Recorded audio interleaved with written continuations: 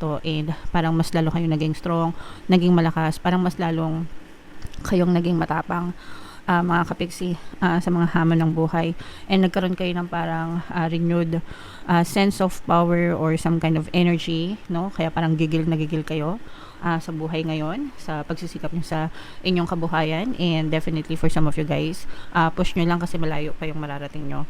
Marami pa kayong pwedeng marating, Capricorn.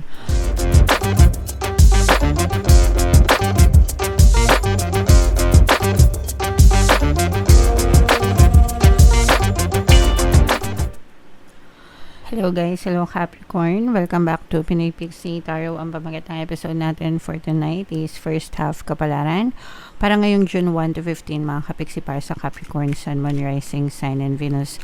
Unahin natin tong deck na to guys. Tingnan natin yung mga paparating sa inyo or mga mensahe sa inyo ngayong June 1 to 15.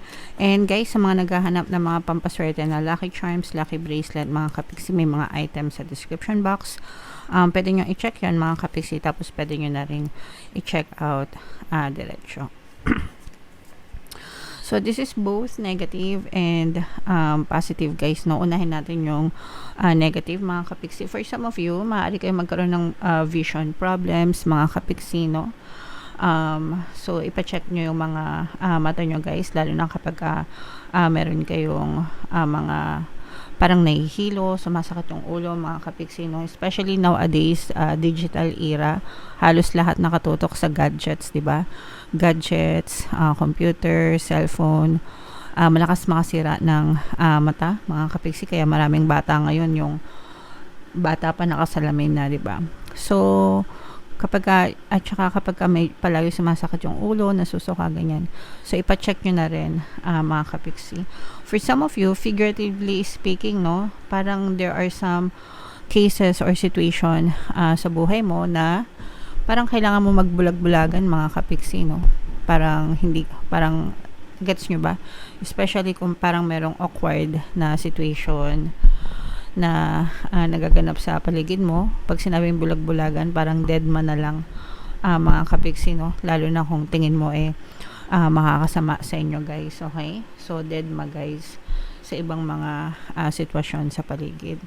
For some of you guys, maaari kayo magkaroon itong protest na situation, mga kapiksi. Actually, kakatapos lang ng election. Actually, medyo matagal na, no? So, yung iba sa inyo baka may mga nagpo-protesta pa, mga kapiksi, or parang meron kayong mga kinikim-kim sa kalooban nyo na parang nagngingit-ngit, no? Na parang gusto nyong ipaglaban. This may be true sa mga nagtatrabaho, naghahanap buhay, ganyan, o kaya pwede rin sa mga pamilya nyo, ganyan. So, if you feel like kailangan nyong sabihin nyo, mga kapiksi, pero gawin nyo sa maayos na paraan, okay? Kasi hindi naman lahat ng pagpoprotesta, or hindi naman, kaya kayo nagpoprotesta, mga kapiksi, kasi parang feeling nyo unfair, no?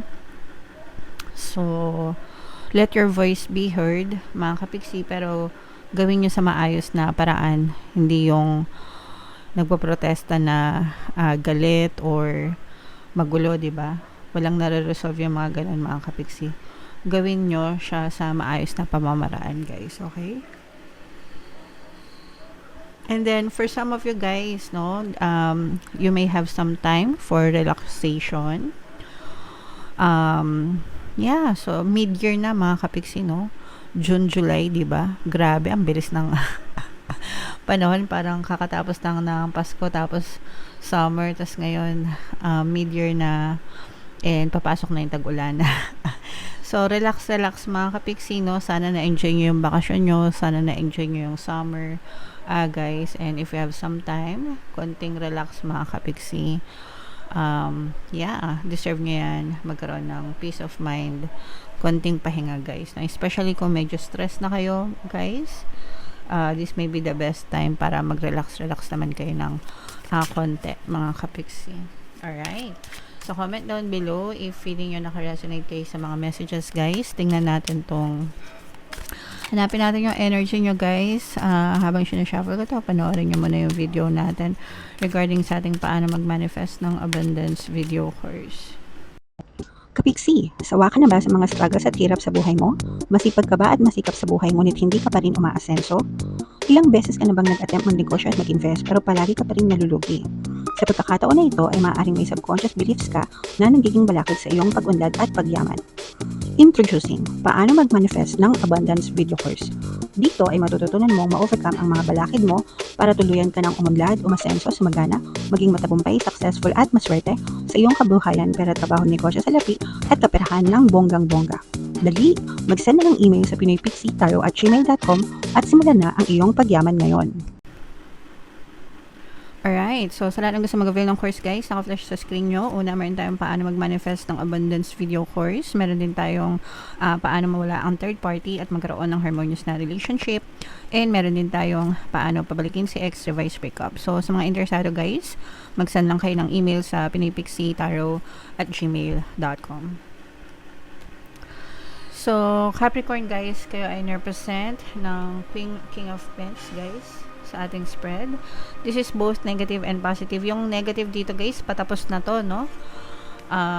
Ito yung mga problema or challenges na pagsubok na dumating sa inyo mga kapiksi.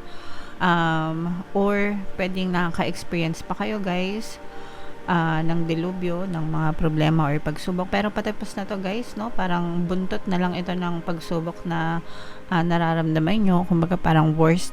Tapos na yung worst.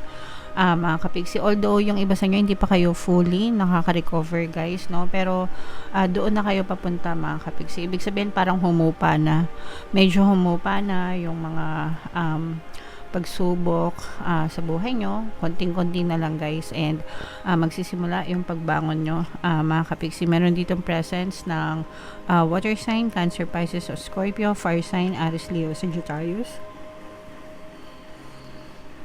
For some of you, maaaring may mga ganyang element kayo sa inyong natal chart, or you may be dealing with other signs na may ganyan sa kanilang natal chart. Ito guys, parang magkakaroon kayo ng bagong business ideas, no? Parang ibig sabihin ng business ideas, parang nakakaisip kayo ng mga bagong negosyo na gusto nyong pasukin mga kapiksi. Although idea pa lang naman ito, not necessarily na gagawin nyo or sisimulay nyo, pero at least nagkakaroon kayo ng idea guys, no? So pagplanuhan nyo munang mabuti mga kapiksi bago nyo gawin. Syempre hindi rin naman basta-basta yung pagtatayo ng negosyo guys, no? Especially syempre maraming kailangang lakarin, yung puhunan, di ba? Yung mga pwesto, depende kung online or physical store, physical shop yung gusto nyong itayo, but it still requires knowledge and effort guys. So make sure na pag-aralan nyong mabuti mga kapiksi. Yung mga business ideas na yan, planuhin yung mabuti bago nyo i-push mga kapiksi. And nakikita natin na malayo yung mararating nyo guys, no? Malayo pa yung mararating nyo. Itong mga pagsubok na to guys, kasi diba sabi ko sa inyo, may mga pagsubok or challenges na dumating sa inyo. So parang marami kayong leksyon na natutunan dito sa mga pagsubok na to, and parang mas lalo kayong naging strong, naging malakas, parang mas lalong kayong naging matapang mga kapiksi sa mga hamon ng buhay, and nagkaroon kayo ng parang renewed sense of power or some kind of energy, no? Kaya parang gigil na gigil kayo sa buhay ngayon, sa pagsisikap nyo sa inyong kabuhayan. And definitely for some of you guys, push nyo lang kasi malayo pa yung mararating nyo. Marami pa kayong pwedeng marating, Capricorn. And pagdating naman sa relationship mga kapiksi, nakikita naman natin, no, na this is abundance of love and happiness. Masaya yung inyong paligid, or masaya yung inyong love energy, love connection guys, sa inyong partner or specific person kung meron kayong mga partners in life mga kapiksi. And for some of you naman, relationship in general, yung mga relasyon nyo sa ibang tao guys, masaya lang din, no? So you may also experience na magaan yung connection nyo with other people guys, okay? So i-main nyo yung mga positive energies na yan, abundance of love and happiness, itong mga bagong business ideas, tsaka itong malayo pa yung mararating guys. I-main nyo na yan sa comment section. mga kapiksi. So, what else guys? Tingnan pa natin. So, ito guys, nakikita natin na bibigyan din kayo ng rewards ni universe, no? Pagdating sa kaperahan. Actually guys, parang sinasabi dito na simulan nyo na mag-ipon, especially nung summer. Sana you have enough, no, na naipon, especially ngayon magtatag-ulan na mga kapiksi, no. We'll never know what's going to happen. Kailangan ready tayo guys, lalo na sa mga di ba pagkatag-ulan may mga bahay na binabaha. So especially sa Pilipinas guys, 2 season lang naman tayo, and kapag tag-ulan may mga lugar, no, na hindi natin masasabi or napipredict kung tatamaan tayo ng bagyo, kung babahain or whatever, yung mga disaster, no. So kailangan handa kayo guys sa mga ganong panahon para meron kayong mapagkukunan ng panggagastos if ever man, worst case scenario, no, na may mangyari sa inyo mga kapiksi. Okay? And for some of you guys, wag nyong ilimit, no, yung mga opportunities, or wag nyong ilimit yung sarili nyo sa mga opportunities na pwede nyong explore guys. Kasi for some of you, I'm sensing na parang nakakatanggap kayo ng mga offer. Let's say for example, job offer. Parang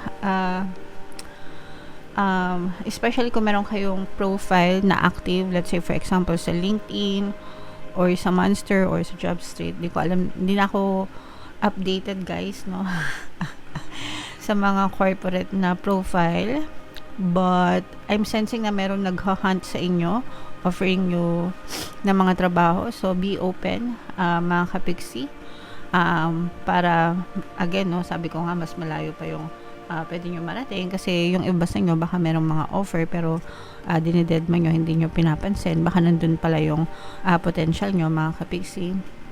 So o kaya baka merong nag-i-invite sa'yo na baka gusto mo mag-insurance agent, gusto mo mag benta ng condo, i-train ka tapos umaayaw ka. So I mean, give it some thought mga kapiksi. Okay lang naman kung ayaw nyo talaga, but sometimes, no, malay nyo guys, doon pala kayo umasenso mga kapiksi. Okay? So yeah, i-mind nyo na yan sa comment section guys, yung mga magagandang sinabi ko sa inyo kanina. Bunot lang tayo ng isang card guys para sa inyong additional na mensahe mga kapiksi. Reality rest mga kapiksi, no, ito nga yung sinabi natin sa inyo kanina guys, na relaxation. Yeah, so for some of you guys, maaring bigyan nyo ng time. Kung may time pa kayo magpahinga mga kapiksi, no, rest, relax, reset mga kapiksi. Mag-recharge kayo ng inyong energy. Baka sobrang napapagod na kayo, sobrang stress na kayo, kaya lumalabas yung gantong mensahe guys, kasi ibig sabihin magpahinga naman kayo ng konti mga kapiksi. Alright? Okay, so yan yung mga messages para sa inyo guys. Comment down below if naka-resonate kayo, and yung mga magaganda message, i-mind nyo na. For more tarot readings guys, ito yung playlist nyo. Ito naman yung ating success stories ng paano mag-manifest ng abundance video course.